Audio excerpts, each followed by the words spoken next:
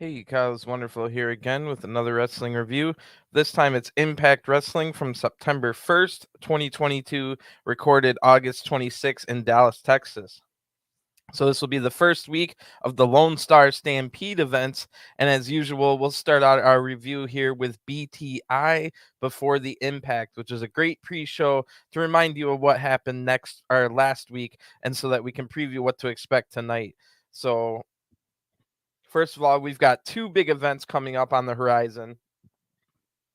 September 23rd, it'll be the next pay-per-view, Victory Road. But then on October 7th, it will be the biggest event of the year, Bound for Glory, where we already know what the main event will be. Josh Alexander defending against the world title against Eddie Edwards, the leader of Honor No More, who's been trying to help recruit Josh and help him out. So anyway, let's get into BTI. The first recap video is last week's main event from Impact, which is a six-man tag between Time Machine, which is the trio of the Motor City Machine Guns, and Kushida. They defeated Violent by Design, which was Eric Young, Joe Doring, and Diener. The Time Machine was struggling against Joe Doring, but the incredible double and triple teams allowed them to win the match. You'd have to imagine that Eric Young will not take this loss lightly, and there might be repercussions for all five men in the match. Diener and Doring might be in trouble. I do think that Kushida is going back to Japan soon, so I don't know if he's going to be around to help the Motor City Machine Guns. But if Violent by Design continues to target them, they might be in trouble. Meanwhile, Motor City Machine Guns might have their minds on something else, because this weekend at the big AEW pay-per-view All Out, they will team up with their former and I guess still X Division friend Jay Lethal, who will take on the best tag team in the world, holding three titles right now, including the IWGP World Title and ROH World Title, FTR. So Motor City Machine Guns will be in the same match with FTR this Sunday at All Out. I'll be reviewing that as soon as it goes off the air, but they'll be teaming up with TNT champion Wardlow. So we'll be wondering what Eric Young's going to do tonight and stuff like that. So anyway, tonight, later, a little bit after this, tonight's BTI exclusive match will be a debuting team of JD Griffey and Exodus. So they'll be making their debut against Ace Austin and Chris Bay of the Bullet Club, which is kind of ridiculous that 2 weeks in a row now, Ace Austin is in the BTI match instead of being on Impact. Ace Austin is so good, and both of these guys are in Bullet Club. So what are they doing against two unknown guys in the BTI match? Anyway, it is a good match, so we'll get to that soon. I had never heard of JD Griffey or Exodus before. The next recap video was last week's Knockout Tag Team Championship match, where the champions Vexed were able to retain their titles when Deonna Purrazzo was able to pin the Knockouts champion, the singles champion, Jordynne Grace. So that sets us up for tonight's amazing main event match. I was looking forward to it all week for the number one contendership for the Knockouts title, and that match will take place at Bound for Glory. It'll be tonight in the main event. Deonna Purrazzo taking on the undefeated Masha Slamovich, who has already sent death warrants to the champion Jordynne Grace, and nobody's been even come close to beating Masha on Impact yet. Although this will be Masha Slamovich's toughest match as of yet against one of the best in the world, Deonna Purrazzo, who's definitely going to be looking for help from her Vex tag team partner Chelsea Green. With Deonna Purrazzo's marriage coming up soon, you know she'll want to be in those wedding photos as the champ with both Knockouts titles around her shoulders. So I can't wait for that match tonight. We'll see who's in the other semi-main event of Bound for Glory. Then we see a recap from last week where Karl Anderson was able to defeat Mike Bennett from Honor No More and OGK in a singles match. That match, or that win, I should say, allowed or created the fact that Maria is now going to be banned from ringside during the OGK's title match against the Good Brothers, which will start Impact tonight. So that'll be right after the BTI match. Both Bullet Club teams will be in back-to-back matches, so that really makes me think we definitely. I've been saying this over and over, but X Division tag titles. Imagine Ace Austin and Chris Bay going for those. You could have Motor City Machine Guns win them first, because it would be nice to have in the record books the first ever X Division tag team champions are the Motor City Machine Guns. Then you could have someone like an Ace Austin and Chris Bay win them. You'd have the Rascals could come back. You've got multiple people. If you don't want to bring in Zach Wentz, you could bring in Miles Jordan Miles, not Jordan Miles. What was his name? Myron Reed. So there is like a lot of, and plus all the other people you already got on the roster, like Crazy Steve and Black Taurus would be another one. So that'd be awesome. But anyway, I have no idea who's going to win this Impact Tag Title match. That could go either way, but we won't have to wait long. That'll start out Impact. The next recap video was last week when Bhupinder Gujar defeated a gut check winner in his debut in just minutes. Thanks for your debut. Thanks for coming. Brian Myers then attacked Gujar after the match, but eventually Gujar would take out Myers, hitting the gargoyle spear, and Bhupinder Gujar then stole the digital media title that Brian Myers holds. So he told Brian to come get it if he wants it back. So I'm sure Brian's going to have some kind of plan tonight to try and get his title back without having to go through a match or get a beatdown. So also we see last shot from a little bit of the match where Impact World Champion Josh Alexander last week defeated Vincent pretty easily. Vincent had been trying to convince Josh alongside Eddie Edwards to try Josh to join Honor No More and about the dangers of being a former champion. Basically, Eddie Edwards is trying to tell Josh that you'll end up like me. You don't want to end up like me, which is funny. So we're not entirely sure if Eddie's just completely faking this or he's actually looking out for him.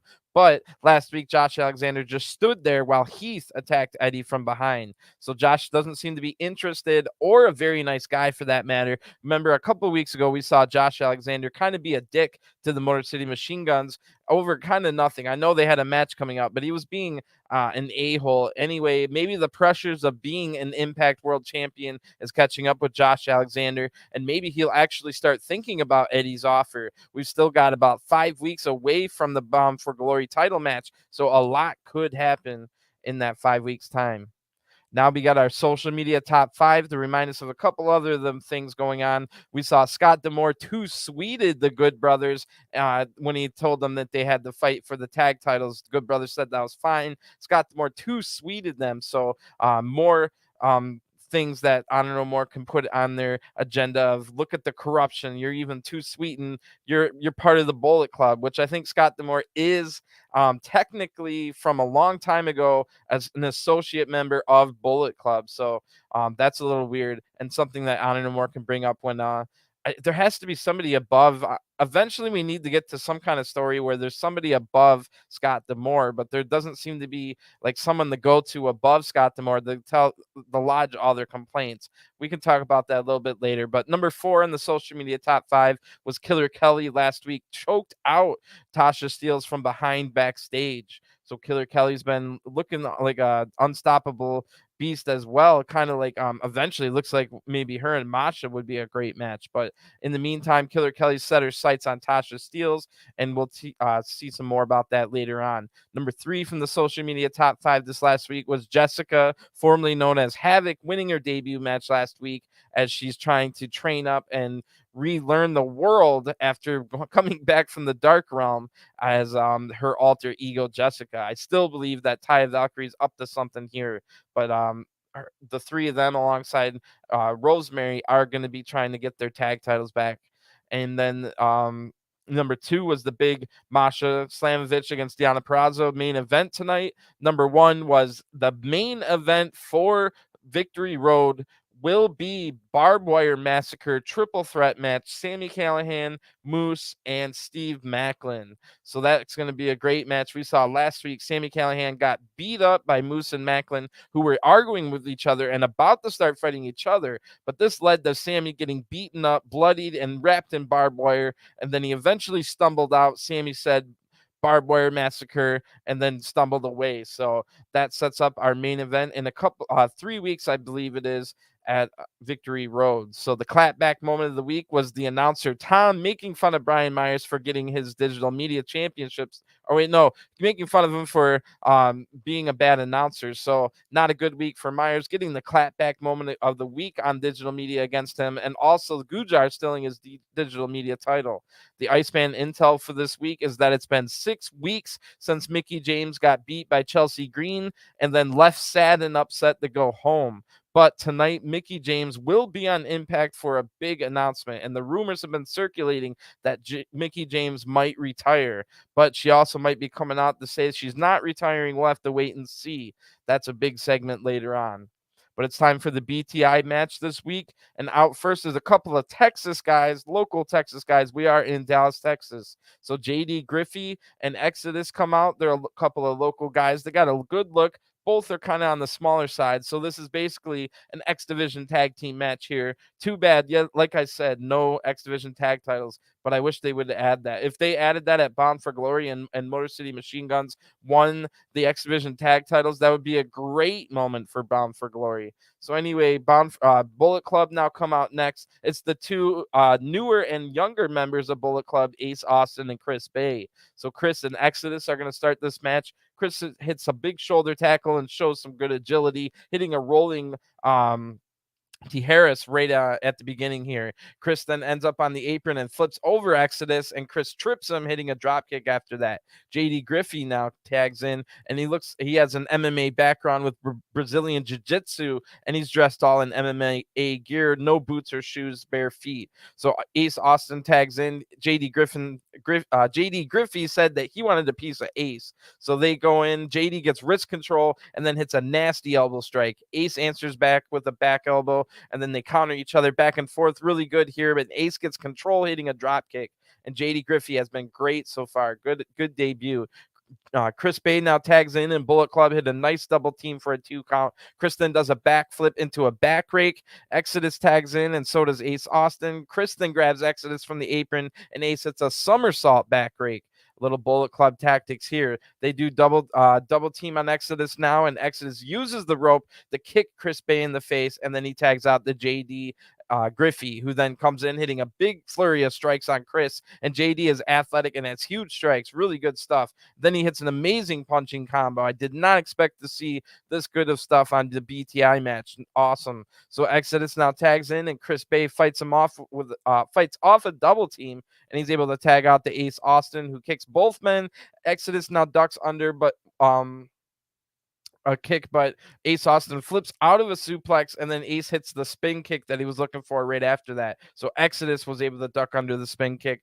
Then Ace flips out of a suplex and then hits the spin kick. This match is really, really good. So JD Griffey's now just barely able to break up the pin. Chris Bay now runs in, and Bullet Club double team both men. Ace hits a double stomp on JD. Then Exodus comes in from behind to attack. Bullet Club, he was able to use the numbers game on Exodus, hitting a nasty double team with the art of finesse and the fold being hit back to back. That gets the 1, 2, 3, of course. The winners of this match by pinfall, Bullet Club, Ace Austin, and Chris Bay. So really good match here. Definitely go find this BTI match and go watch this one. Not too long, and a really good display. And I hope to see more of JD Griffey in the future. He had some really good stuff. So maybe this win by Bullet Club will set the tone for them tonight, because next it will be the Bullet Club's Good Brothers defending the Impact Tag titles against OGK. So we're also told just before Impact starts that Speedball Mike Bailey, will defend the X Division Championship tonight, and that'll be the second match. So 2 back-to-back title matches to start the night, and a really good main event for a number 1 contendership for the semi-main event of Bound for Glory tonight. Really good Impact it looks like it's going to be, and I can already tell you, since I've watched it, it was a great one. So stick around for this review. But yeah, really good stuff here. Mike Bailey, I didn't even tell you, he's defending against Kenny King, who got this title shot as part of Honor No More's big win at Emergence, where they won the 10-man tag against Bullet Club to all get title shots. So Kenny King will be in the second match against Mike Bailey for another title shot. Honor No More could, in the next 30 minutes or so, have half of the men's tag titles, they might have half the gold in all of Impact. So Eddie Edwards is set to get a world title shot. So that could be big news for the Honor No More faction. So this week's Impact starts with a highlight video showing the recent downfall of Mickie James. First, she lost the Knockouts title to Tasha Steelz, and then Chelsea Green turned on Mickie after a partnership and then beat Mickie twice, last time by cheating. And then we saw Mickie go home. She'll be here tonight. Then we see highlights of OGK basically getting to this point in time where they are about to get the tag team title shot, which is next. However, Maria, after last week's loss, Mike Bennett losing to Karl Anderson, Maria is banned from ringside. So after the opening video plays, Honor No More's music hits, and OGK, the original Kingdom, Matt Taven and Mike Bennett come out. So half the crowd is actually cheering for them. Week after week, Honor No More is definitely getting more and more popular from the crowd, and their message is spreading. So the message that being that Impact management is corrupt and Impact is a toxic place for wrestlers. So now the Impact Tag Team Champions come out. It's Bullet Club's Good Brothers, the Big LG, Doc Gallows, and Machine Gun Karl Anderson. Karl Anderson is also holding on to the Never Openweight Championship from New Japan, which he'll have to defend against Hiroshi Tanahashi, coming up soon. Karl's holding both titles, and he tells Gallows to focus up. Gallows was kind of doing his normal shtick, but Karl Anderson tells him to focus up. He knows that this is a big match, and it is a big match. Will Honor No More finally get their first taste of gold? So just a few weeks ago, Honor No More had to fight for their very existence, winning that 10-man tag to stay alive. Now they got the title shots, and let's see if they can all win them, and that might really change them into the most powerful faction in Impact. So I mean, like entity, like more powerful than Scott D'Amore. So this rivalry between the Good Brothers and OGK goes back many years, going all the way back to Ring of Honor in New Japan, and a 4-man brawl breaks out before we even really start the match here. So the bell rings. I'm not sure who the legal man is. The Good Brothers are able to double clothesline Taven out of the ring. Then Karl tags in Gallows, and they hit a double team for the match to settle down and start. So Gallows hits a nasty overhead chop to the chest and a combo of body punches. So he's working on the stamina of Mike Bennett, who probably has the best stamina in this match. Taven's able to tag in, however, and he hits a flurry of running attacks and then a spinning neck breaker on Anderson. And I think the crowd is pretty much half cheering for each team. There's definitely Bullet Club fans in their house, but Honor No More has half the crowd in their favor as well. Taven now hits a big drop kick that keeps Karl in the OGK corner. Mike tags in and he knocks Gallows off the apron before hitting a double team on Anderson. Mike hits some chops in the corner on Anderson, and Taven tags in. OGK hits a double team, and Anderson gets out with a 2 count. Someone from the crowd yells, "It's going to take more than that, boy." And then Texas accent. That was hilarious. So Taven now talks trash to that guy in the crowd, and also wearing down Anderson at the same time. Mike tags back in. He applies a chin lock, and he's able to keep Anderson isolated a little while longer until Anderson eventually hits a neck breaker, and he tags in Gallows. He comes in with a house on fire, taking out both Taven and Bennett with a flurry of strikes. Gallows then hits a power bomb on Taven, who kicks out. But Taven can't take too many more big shots from a big guy like that. Bennett's now able to come in and break up the Magic Killer attempt, which could have ended it right there. Anderson then hits a spine buster on Taven, and Bennett gets thrown out. So the Good Brothers hit a double team neck breaker, but Bennett comes back in to break up the pin. Gallows gets thrown into the steel steps a little bit after this, and the OGK actually hit their finisher, the Proton Pack, for the 1-2-3.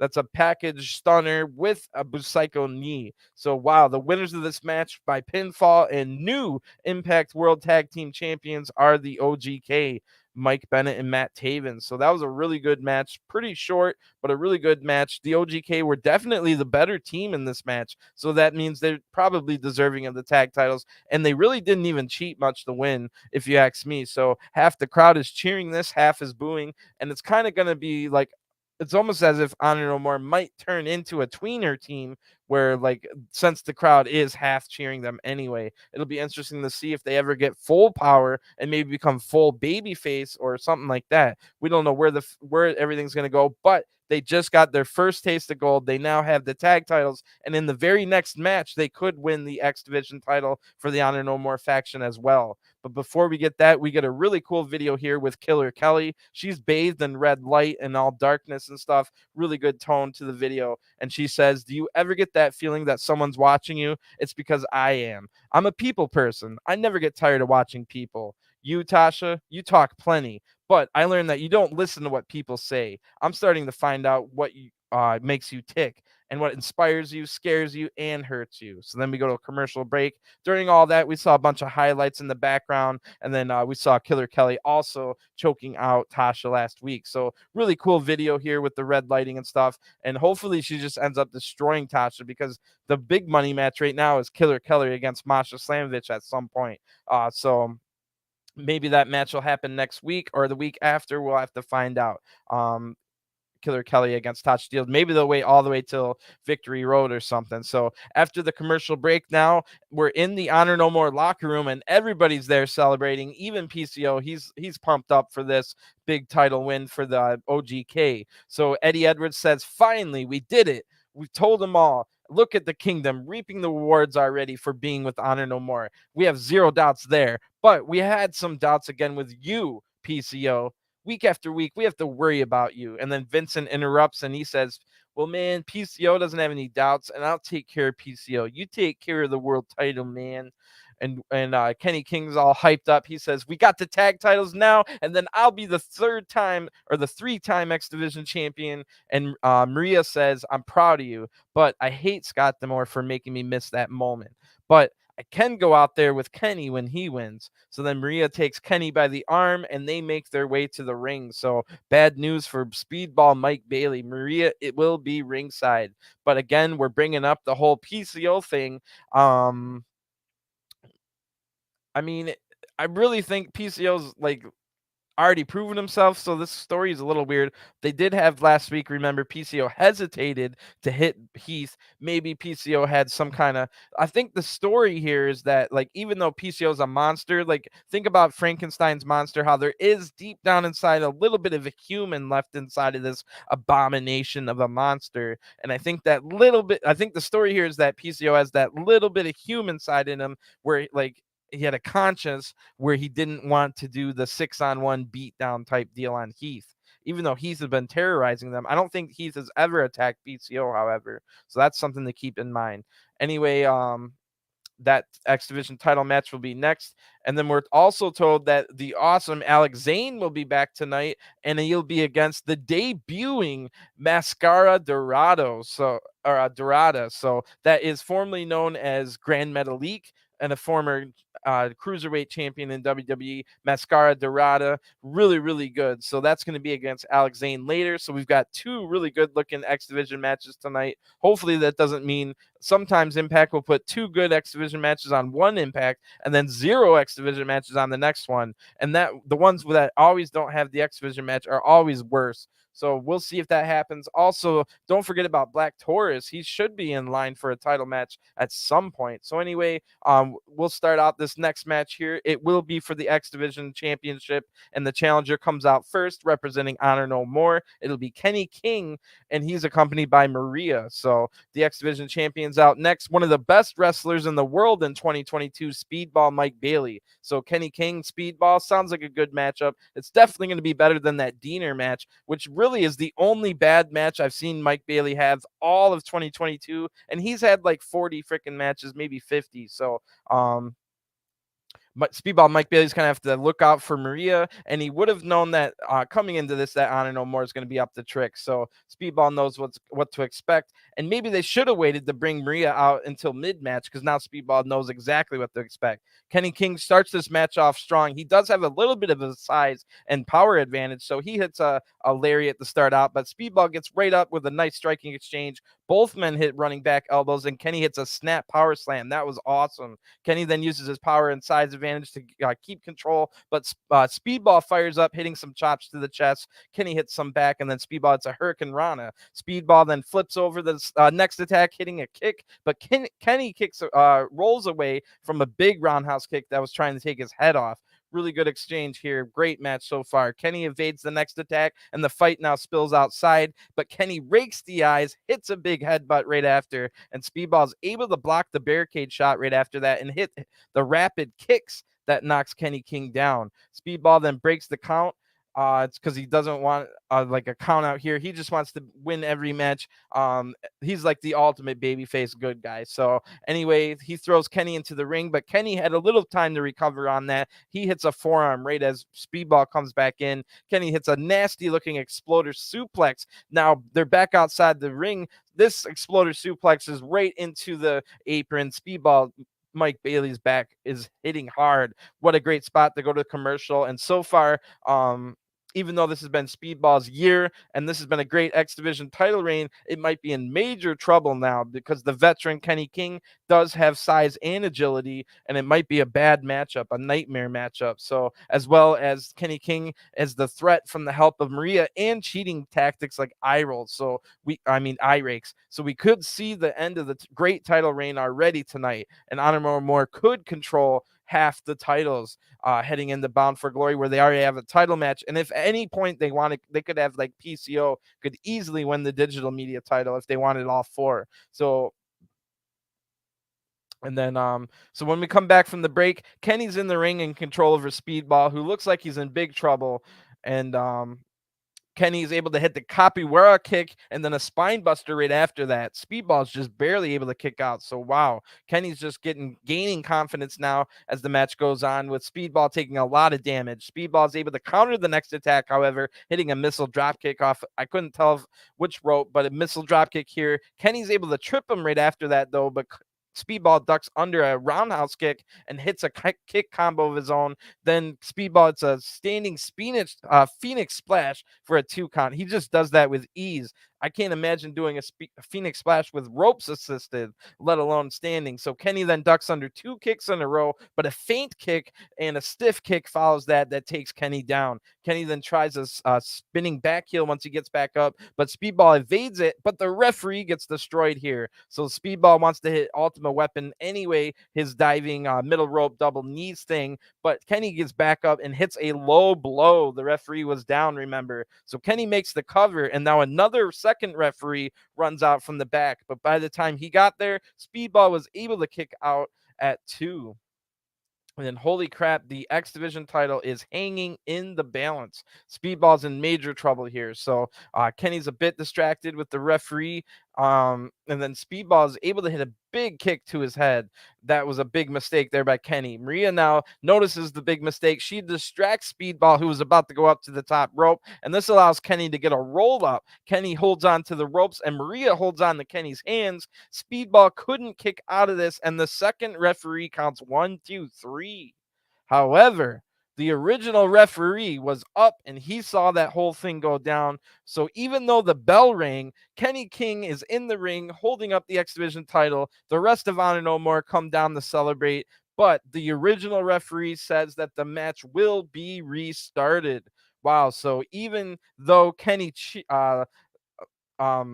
and even though Kenny cheated, this is still somewhat of a screw job against him that gives him Honor No More even more ammo to go up against Impact and Scott D'Amore. So Honor No More has been banned from ringside now, and Kenny wisely uses his time, or takes his time getting back in, because he had just turned off the switch. There's a competitive switch, and then when you think you win a match, so Honor No More definitely have a complaint here, even though they cheated. The restarting of the match, but Kenny King already thought he won the match. It's hard to get back into it. So anyway, he takes his time to get back in as he tries to get the competitive switch back, flipped right back on after he turned it off, and Speedball is able to go on the attack. But Kenny's able to evade the Ultimate Weapon. Speedball counters the next attack with a roll-up and gets the 1, 2, 3.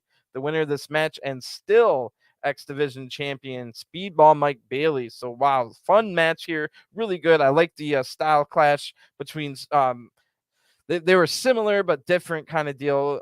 Kenny King was more of a power based, and I really like this match. But the whole fun story that comes out of it as well, really good stuff. Speedball always delivers in his matches, and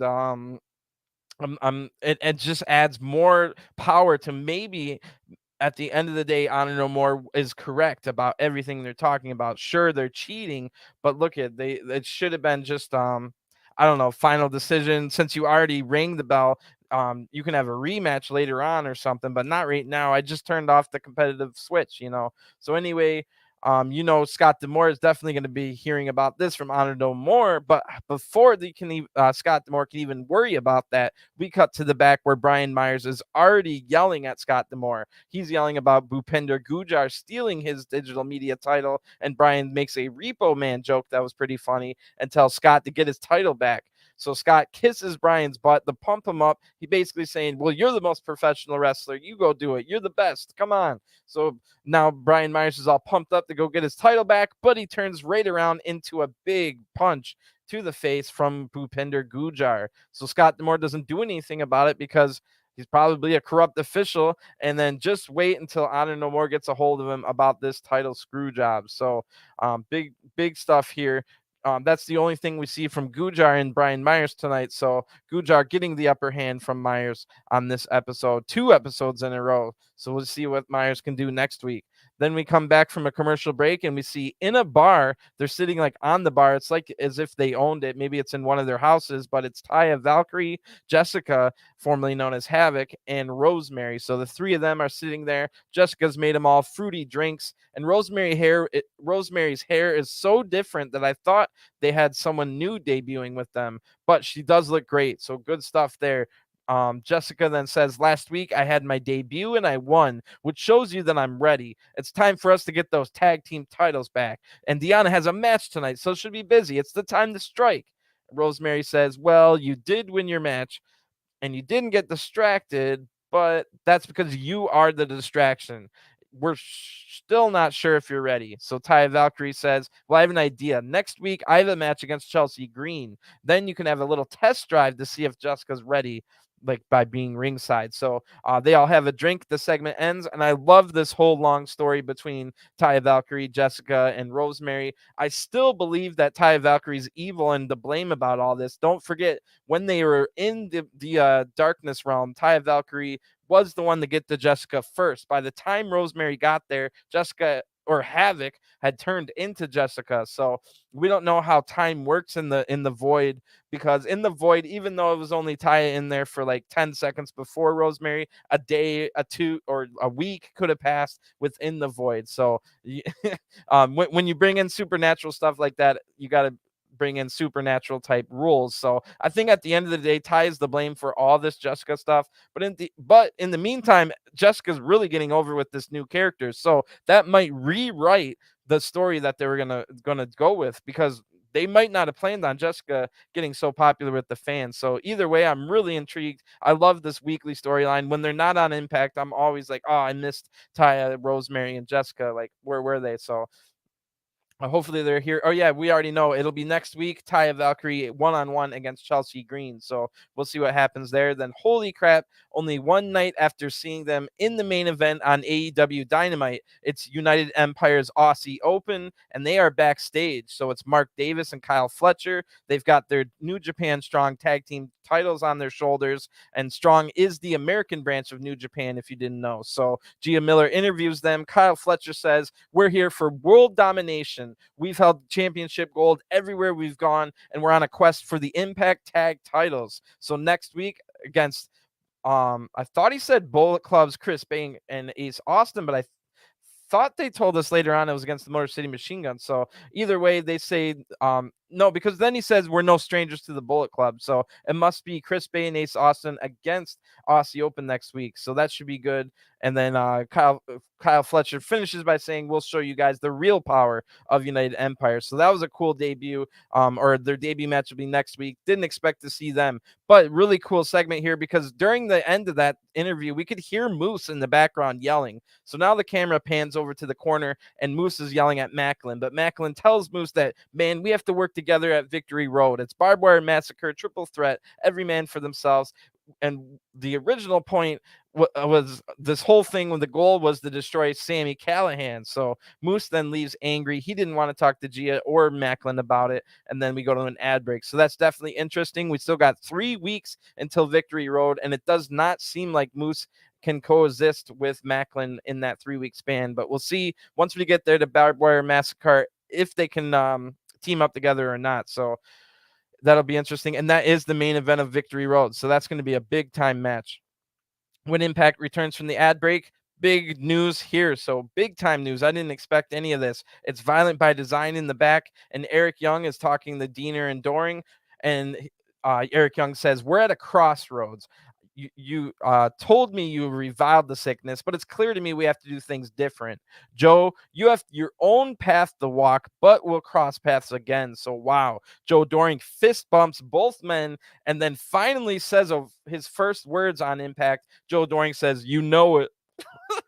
And then Joe Doring leaves. So I don't know where he's going. Maybe back to All Japan, but hopefully something like WWE and or AEW, because I just don't have enough time in my schedule to fit All Japan in there. And I really have liked what we've seen from Joe Doring in his time here in Impact, and I would love to go back and see. I heard Joe Doring was way better back in his prime in All Japan. So wherever he goes, I hope he's gonna do good, and I hope he can come back here. So this segment isn't over with yet, because Eric Young then looks at Diener and says, "Now I have my own path I must walk." So Diener's like freaking out. He's like, "Wait, are you leaving me?" And Eric says, "Well, I'm leaving. Either you choose to follow or not. That's up to you." So then the segment ends. So wow, is Violent by Design done with, or will Diener follow Eric Young? Maybe he won't, but Eric Young may find new people to join him on his quest. Who knows? But that's a big time story, and I'm definitely maybe that's one of the things. Once I finish this review, I'm gonna go look at the news on Joe Doring to see where the heck he's about to go. So big segment.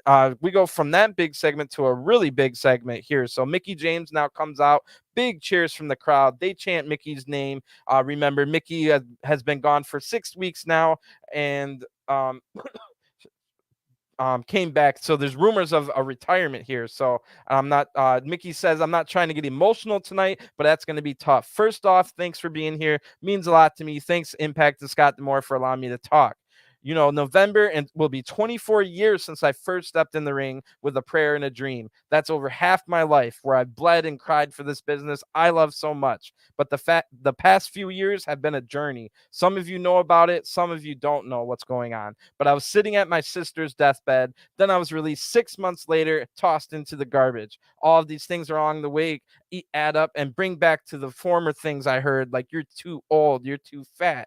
They all start flooding back in. But then it was people like you who reminded me that I was, and said that I was Mickie James, damn it. So then I came back to Impact, where they gave little Alexis Lurie an opportunity so many years ago. Then I went on to become a multi-time champion. I even had the first ever knockouts Texas death match right in this building. So Mickie James continues saying, but I lost the title and I was betrayed by Chelsea Green. She beat me twice and it set me back. It gave me back that doubts that I didn't belong here anymore. I had to go home and take a break. I broke up with my longest relationship of my life, which is pro wrestling, and I went home to my husband and son. I thought about, what did I have to prove anymore? When I started out in this business, all I wanted to do was make it a better place for the women after me, to make it a place they can thrive. And now when you look at the knockouts division, they're getting opportunities I couldn't even dream of, and I'm so happy for them. But I told myself that if there was ever a point that I couldn't hang with them, that I wouldn't want to be a shell of my former self. And I need to find that out first. So I'm not retiring yet. I'm going on a test. I'm going to test myself and a quest to be the best. And I'm not asking for a title match. I'm going to start from the very bottom and work myself up to the top. But if at any point I lose in this journey, that's it. If I don't win the title match, that's it. This is the last rodeo. I want you to take this journey with me. It might be short, it might be long, but it can only end two ways: either winning the Knockouts Championship or I'm going home for good.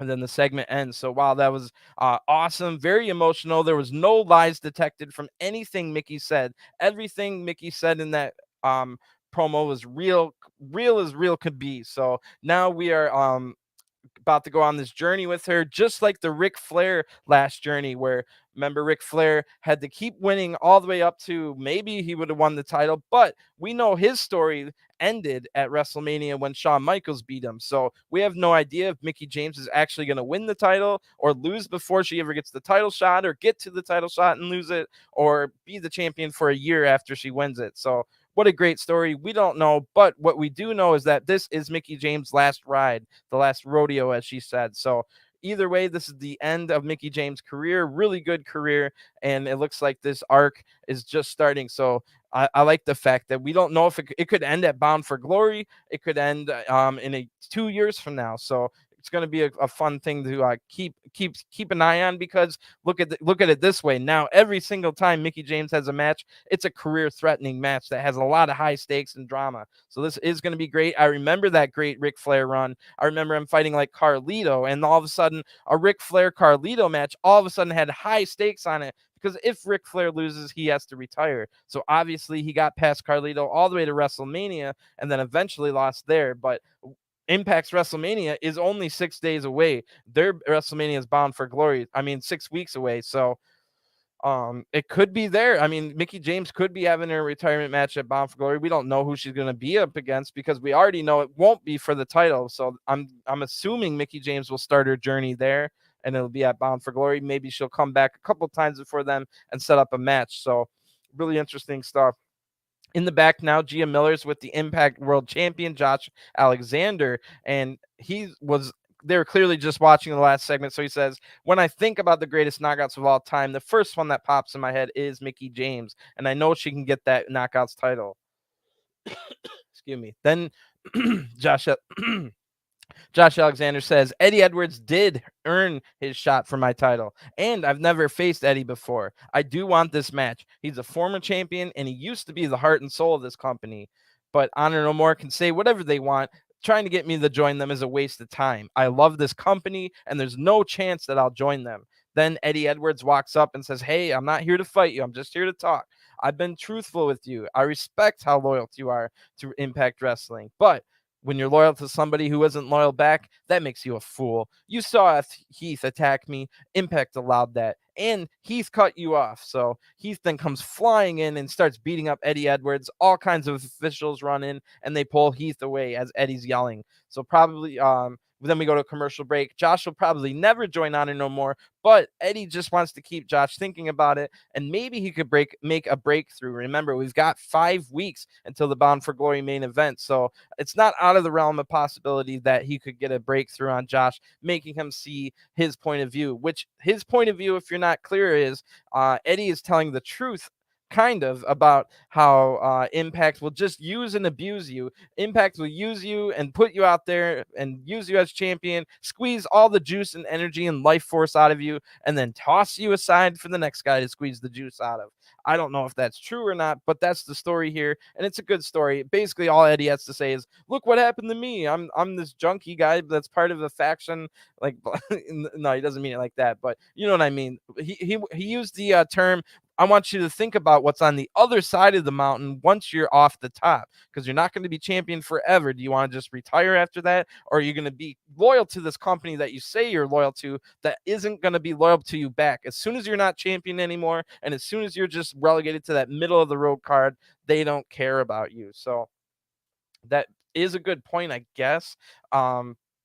But there's a lot of things that can blow holes in that. Like, for instance, Moose doesn't get screwed over by the Impact management, and he's a former champion. You know what I mean? So it's touchy, but I do like the story overall. Anyway, when Impact returns, we're not done with this little segment. So Scott D'Amore, first Tommy Dreamer and Lance Storm were talking to Heath. They're trying to calm him down or whatever. Scott D'Amore comes in, tells them to go away, and he talks to Heath, saying that he doesn't want to see, or that he likes to see Honor No More get what's coming to them, but Heath can't keep doing these sneak attacks. So next week, it will be Heath taking on Eddie Edwards in a one-on-one match. That's a big one. So Heath walks away, and he finds Josh Alexander around the corner. So Heath says, seriously, last week, it was nothing against you. Everything Eddie told you was all BS. And Josh then answers back, well, it wasn't all BS. You did cut me off. And then Josh leaves, and the segment ends. So, wow, is Josh Alexander not one of the most unlikable babyface champions of all time?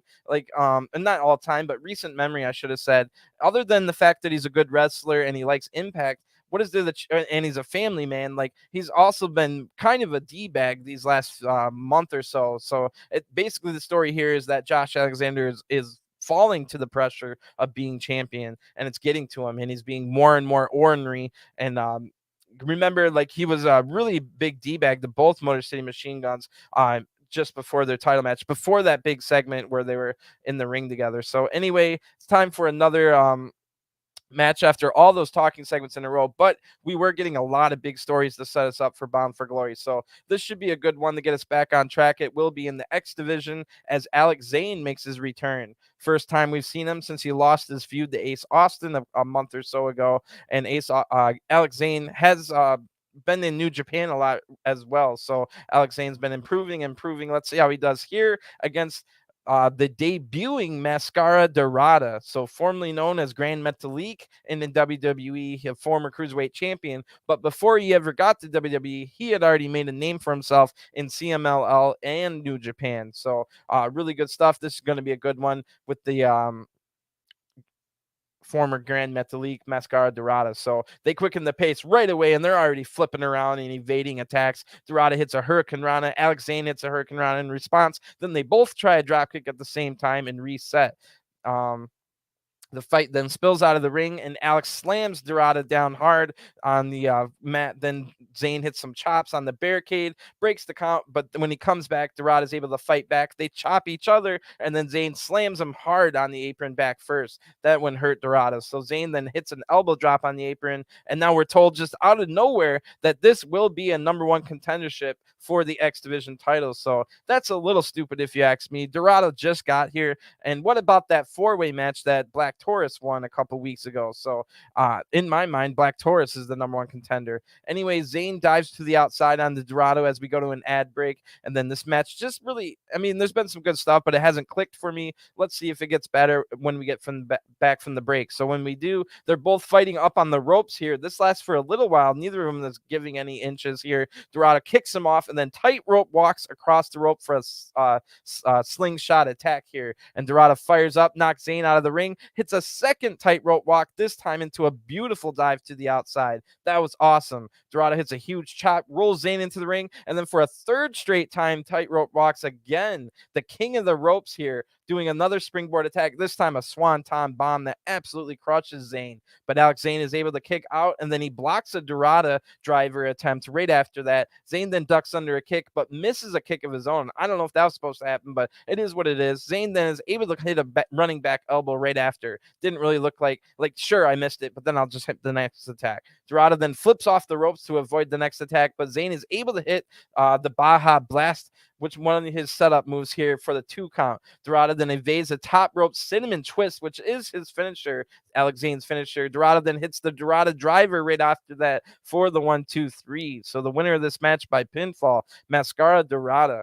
And wow, really good here. Dorada did kind of make Zayne look like an amateur in this match. Really a long way to go for Zayne to be up to the talent level that is Mascara Dorada. So the talent from Dorada is undeniable and unmistakable. So great stuff. If this means we're getting really soon, we are going to be getting a Mascara Dorada Speedball Mike Bailey X Division title match, and I can't wait for that one. And like I said, Zayne, he's pretty good right now. He just definitely needs to work hard to evolve just a little bit more. His talent gap, the talent gap in this match was, you could see it. So Zayne definitely has a long way to go. Mascara Dorada is a veteran. He's been doing this all a long time, and he's still in his prime. So, no worries there. You know, the older guy in his prime is going to be the better talent. So anyway, in the back now, Mickie James seems to be much happier that she got all that off of her chest. And now the Knockouts champion Jordynne Grace comes in. So Jordynne says, well, you had me worried there for a second, but listen,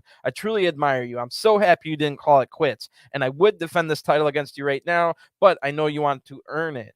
I'll be watching this next match tonight closely to find out who I fight at Bound for Glory. Then Jordynne leaves, and we hear Masha Slamovich's whistle in the background right before we go to ad break. That was awesome. What a great way to go to commercial before the main event. And we hear Masha Slamovich's whistle that signals that all hell is about to break loose. And I've been super excited for this match all week. Should be great. And the main event tonight will be the undefeated Masha Slamovich against the former champion and current tag champion, Deonna Purrazzo. So the winner of this match gets to go to the semi-main event of Bound for Glory for the Knockouts title. But before we start that, more big news. Really good episode as far as stories and a couple good matches and debuting and big news. Because when we come back from the break, we get a highlight video for Yuya Uemura. So he's been carrying it up in New Japan Strong. He's one of the young lions from New Japan who's been on excursion here to America.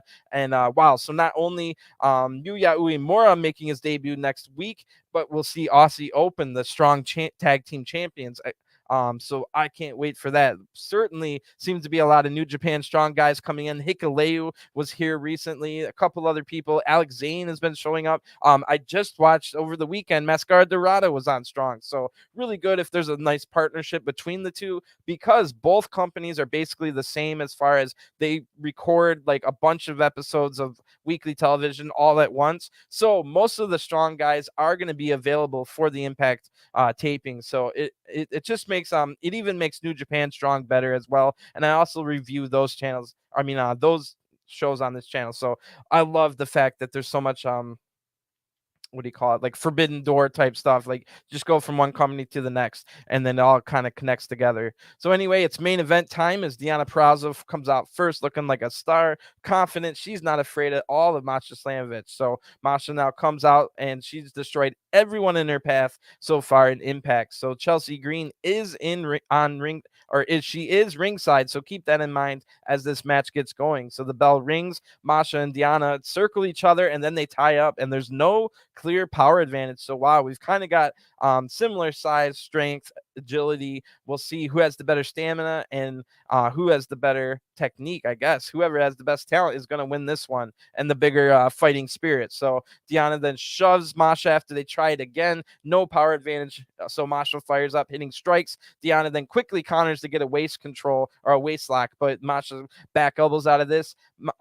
Deonna then hits a T. Harris, really good T. Harris there. Masha gets right back up, hits 3 snapmares with the hair in a row. It's already out to a good fight here, and Masha's looking to end it already with the snowplow, but Deonna's escapes it. She had a lot of fight left in her. It's not going to be a short match here for Masha, who every single one of her Impact matches have been short matches. So Deonna escapes. She goes out of the ring talking to Chelsea. Masha goes after. She backs Chelsea off, but Chelsea is able to grab Masha's leg when she comes back in. The referee did not see it, and Deonna gets a big free shot, a big kick to Masha's face as we go to a commercial break. So kind of a bad way to go to a commercial break. But when we come back to the, we do see what happens. So during the commercial break, a big time snap suplex outside of the ring occurred, and that really has Masha Slamovich in trouble now. So when we come back, Deonna's hitting stomps in the corner and a big short arm lariat. Then Deonna applies a headlock, and that's when we see during the break that the snap suplex was what damaged Masha so far. So Masha still hasn't recovered from that, and she's getting beaten up now. Masha is able to strike her way out of this headlock, but then hits a kick and a roll up. But Deonna counters this into a roll up. Masha counters back, and Deonna eventually hits a huge boot to the face of Masha. This dazes Masha. She is able to kick out at 2, but she's in big trouble now. Masha blocks a suplex, and she charges Deonna into the corner, and Masha hits shoulder thrust, but Deonna hits a big kick right after that. Masha answers back with a nasty kick and then a spin kick that almost wins the match, and Deonna's going to have to be really careful of the powerful offense. She kicks out at 2, but those were some big shots. Both women are on their knees now, hitting forearms. Masha hits multiple headbutts in a row, and that gets Deonna to go down. Masha's now looking for the snowplow again, but Deonna blocks it, hitting a Russian leg sweep, and then floats over into a Fujiwara armbar. And then, wow, Masha's in big trouble as Deonna's wrenching back big time, but Masha's able to get to the ropes and then uses a hold across the ropes on Deonna. This forced, Masha was forced to break the hold on a 5 count, but it gives her control. So Deonna is able to evade the kick, however, and throws Masha right into the ring post shoulder first, the same shoulder that was just in that Fujiwara armbar. So Deonna now hits 3 Germans in a row and fires up even more, and Deonna's looking to end it with the Queen's Gambit, but Masha Slamovich counters it into an air raid crash into the turnbuckle. Holy crap, that was nasty. What a match this is. These are definitely 2 of the best women in women's wrestlers in the world right now. Really good stuff.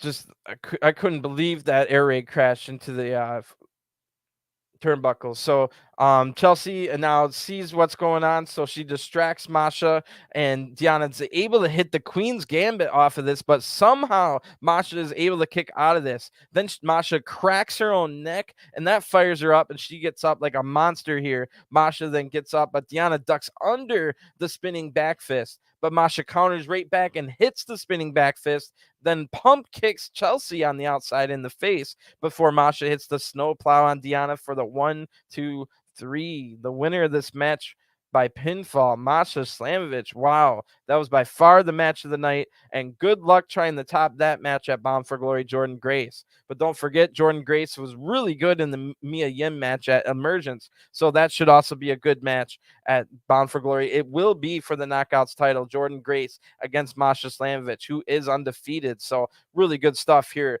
Of course, now we've got 5 weeks to build up for that match and get even more juicy story behind it. Jordan now comes out right away, and Jordan Grace actually hands Masha Slamovich a death warrant of her own, something that Masha does to other people, including she's already done it to Jordan Grace herself. So Masha Slamovich doesn't seem too amused by this and gets right into Jordan's face, but she doesn't make the attack because Masha is really beaten up. You can see sweat and mascara running all down her face from that battle with Deonna Purrazzo. So what a great image to end this Impact with Masha Slamovich and Jordan Grace staring each other down, with Masha just looking all sweaty and beaten up, but confident against the champion who's holding up the Knockouts title. So what a great image to finish this really superb episode of Impact. I wasn't crazy about last week's episode, but wow, between all the big time stories we got, all the big time debuts that we're getting and got, and the big setups for the 2 title match double main event of Bound for Glory, really setting up to be a great 6-week span for Impact Wrestling. We've already set up the 2 title matches. We've got New Japan Strong guys coming in. I don't know, more just won their first title and are in title matches for that big story. We've got the X Division just added another amazing talent in the Mascara, Dorada. Impact is really looking good. Another tag team added in the division with Aussie Open, who we just saw last night have a banger match on Dynamite. So adding Aussie Open, Yuya Uemura is going to be here. That's someone you might be able to put in the main event scene, because that's the only thing holding Impact down right now is their main event scene. They don't have a really good heavyweight / main event scene. No stars per se. You could say that like the X Division is but it's weird. Like the X division is kind of better than the main event scene. The women's division is kind of better than the main event scene. Is the tag division? I'm not really sure. So the cool thing about Impact is it's not all about whatever the Impact World title is. They've got a whole bunch of storylines going on in the women's division, all kinds of different great matchup combinations in the X division, and a couple of good tag teams as well, and stables. So everything's really been good for Impact, and this is going to be a very important 6-week span, as they first got Victory Road in 3 weeks, and then in 5 weeks it will be Bound for Glory, their version of WrestleMania. So we've, like I said, the double main events already set up. Nothing else has been set up for that show. We've got 5 weeks to set us up, and it's going to be a good event. But don't forget, we've got that Victory Road one kind of awkwardly. I wish Victory Road wasn't so close to Bound for Glory, but it is what it is. And the Victory Road main event, which is the Barbed Wire Massacre triple threat match between Macklin, Moose, and Sami Callihan, looks really good. So all in all, everything's looking up. This is an important 6 weeks, and if Impact can maybe just get a couple more stars to put into their main event scene, so that they don't have to have I don't know. They just need a couple more stars. And if they can do that, they have a real chance for growth, and most importantly, getting a better TV deal. Which, if Impact can get a better TV deal than Impact TV, or I mean AXS TV, which I feel like I'm one of the only 1,000 people that actually watches Impact on AXS.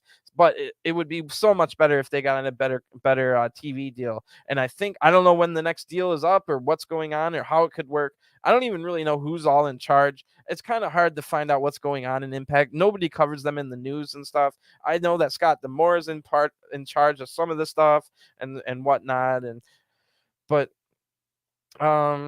this is just a really, really important time. I think if they can do everything right in this next 6 weeks and then have a good 6 months behind this where the knockouts division super strong, the X division super strong, please bring the X division tag titles. If we could have the Motor City Machine Guns win the X division tag titles at Bound for Glory, that'll be one of the most important moments of the night. And it really shows that the X division is on the same level as the other division. I don't know what the do you call it the heavyweight division? I don't know, but the world title division, I guess, is what you could call it. But I think the fact that you could have a show like this where your knockouts division, your X division, and your world title division are all equally really, really strong and they all bring something to the table. Then when you have these like short order, you know how Victory Road's only a couple weeks before Bound for Glory. Let's say it wasn't Bound for Glory for this arguments because every title is going to be defended at Bound for Glory. But you could have like the women headline one show, and then it's like then the X division headlines another show. So I really like that part. You got the women division with the tag titles. You got the world heavyweight division with the tag titles. So adding those X division tag titles would really show you that to the world, they might roll their eyes, oh, just more tag title belts. But you put them on Motor City Machine Guns so that in the record books forever it says Motor City Machine Guns first ever X division tag title champions. And then you have all kinds of teams already set up, even like smaller teams that wouldn't be title contenders, but you have teams already set up like Black Taurus and Crazy Steve. You could bring one of the Rascals back, and then the Rascals are here with Trey Miguel, who already kind of formed a team with Laredo Kid. Then you can form up a couple other teams, bring a couple people in here and there, and all of a sudden you've got a really good X Division tag title, division to go with. Like maybe Speedball holds on to the title for a whole year and just defends the title against all kinds of people and just put banger after banger match. Meanwhile, all those people in the X Division can then go from, oh, Speedball, I had a really good match with Speedball, then I lost it. Then I'll go back to, I have this partner here, I'll go for the tag titles. See how that can keep things fresh. Because right now it kind of seems like the X Division has no stories. As many as great stories as the women's division has, there is no stories in the X Division. X Division is just, you never know what kind of random Allen Angels might show up one week. It might be tonight, it was Mascara, Dorada, and Zayne kind of just showing up out of nowhere. So as good as all that is, adding the tag titles will show a little bit more of continuity. Then you can go, oh, they can start getting some backstage segments or promos as well. So really good stuff. I'm gonna be here. Who could they get for which one for the X Division tag titles? Division. There's all kinds of Mexican teams they could bring in. Trying to think. There is some other teams from New Japan Strong. Unfortunately, Aussie Open. I guess because here's the deal: the X Division isn't about weight limits, so somebody like an Aussie Open could be in the X Division Tag Division. Then you've got. I know I'm already forgetting a couple people, but I knew one of them was going to be Black Taurus and Crazy Steve are one of them, because it's ridiculous that Black Taurus isn't getting like the world title or the X Division title shot right now. So I think that would be great. You had the X Division tag titles, a couple more main event type people. I don't know who it would be. Maybe if you can get Tom Lawler, because I know Filthy Tom Lawler is not going to go to New Japan full time. He is a really big family man, and he's not going to leave his family. So if you can convince Filthy Tom Lawler, who's also plies his trade at New Japan Strong, have him insert Tom Lawler. Oh my God. That would instantly make Bound for Glory so much better. No offense to Eddie Edwards, but if it was Josh Alexander against Tom Lawler, who had an amazing G1 this last month, that instantly makes your main event scene better. I'm fine. I'm an Impact fan, so I'm fine with the story of Eddie Edwards being in the main event against Josh Alexander. But any of those wrestling fans that look at the card and they are just going to laugh their butts off, oh, they got Eddie Edwards in the main event world title match still. You know that's happening, and you know that's going to prevent them from growing. Like, people are just going to think Impact is still a joke. But all of a sudden, if it was, oh, look at Josh Alexander's defending against Tom Lawler. I really liked what Tom Lawler, or I heard what Tom Lawler did in G1. I would like to check that out. Former MMA guy against an amateur style Josh Alexander. And hey, look, they got a really good women's match and the X Division title match. See, they don't even go, once you tell them that it's Eddie freaking Edwards in the main event, they don't even look at the rest of the card to see, oh, what was the rest of the card like. They just see, oh, it's Eddie Edwards in the main event. I'm not even going to pay attention. So I think they, like I said, no offense to Eddie Edwards, and it's already set in stone for Bound for Glory, but I think they do need to make a couple big splashes in the free agent market. The free agent market is really, really hot right now with Triple H snapping up people like people from MLW are getting snapped up right before like Karrion Kross was supposed to debut for MLW, and so was Mance Warner, who that's another guy. If you could bring in Mance Warner into TNA, because it didn't, I'm not quite sure if AEW is going to bring him in or not, but we saw Mance Warner have a title eliminator match against John Moxley on Rampage a few weeks ago. So if you bring in like a Mance Warner and a Tom Lawler and add them to the World Heavyweight division, as I'm calling it, you have three really, really good divisions. I mean, you need a couple more people to develop for that world title division, but still, maybe you can get somebody like a Black Taurus, because you know he could work a great match with Josh Alexander. So there is options here. I think they're not too many signings away. So bring in a Tom Lawler, bring in a Mance Warner, Tom Lawler. You add them to what you've already got, and look at, they basically already have a partnership with New Japan Strong. That's clear as day. We've now seen about 10 New Japan Strong wrestlers on Impact in the last couple months. So that's really good. Definitely, if you have a new go check out New Japan Strong on YouTube. Maybe get familiar with a couple people. They've got all the rest of Tom Lawler. He has a whole team called Team Filthy. So if you bring in like a Team Filthy who have a really good tag, if you add the West Coast Wrecking Crew, they could also work in the X Division tag title if you make the division, but just the regular world tag title as well. So you bring in Tom Lawler, you bring in Team Filthy. They've got the West Coast Wrecking Crew, Royce Isaacs and Jarrell Nelson. You got a tag wrestler there. I think they got another guy in there. You could probably be in the X Division. So they just need a couple more signings like that, and I think they're really, really going to go somewhere. Maybe not as far as like AEW, but maybe they could at least get a better TV deal. So I'm going to get going. I got a big wrestling weekend ahead of me. I will be covering New Japan tonight as well. So thanks for tuning in, everyone. Give me that subscribe so you don't miss out on any of this action. Go check out some of my New Japan Strong reviews if you're interested on finding out some more about these other guys. So in the meantime, thanks for tuning in. I'll talk to you guys again soon. Peace.